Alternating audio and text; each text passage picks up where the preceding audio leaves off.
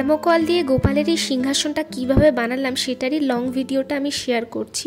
আমি জানি লং ভিডিওটা শেয়ার করতে অনেকটা দেরি হয়ে গেছে, আসলে সব কিছু সামলে এডিট করে পোস্ট করতে করতেই এত দেরি হয়ে গেল। তাও আমি শেয়ার করে রাখলাম, যদি তোমরা পরের বছরে কেউ বানাতে চাও তো বানাতে পারো।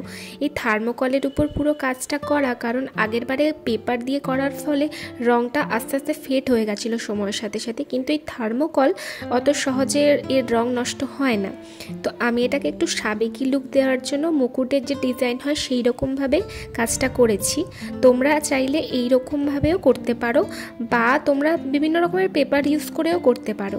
এখানে যে থার্মোকলের ওপর ডিজাইনটা করার জন্য পেপারের ওপর প্রথমে এঁকে তারপরে থার্মোকলের ওপর বসিয়ে পেন নাইফ দিয়ে আস্তে আস্তে কেটে কাজটা করেছি। তবে পেন নাইফ দিয়ে কাজ করার সময় একটু সাবধানে করো, কারণ একটু অসাবধানতা হলে হাত কেটে যাওয়ার সম্ভাবনা থাকে।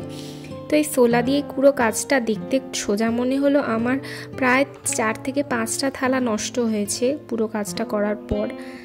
তো তারপরে আস্তে আস্তে পুরো এটা ডেকোরেট করেছি একটু পার্লস দিয়ে, আর তারপরে ফাঁকা ফাঁকা লাগছিলো বলে 2টো গোলাপ ফুল বানিয়ে এখানে আটকে দিয়েছি। তোমাদের এই পুরো লুকটা কেমন লাগছে অবশ্যই জানিও।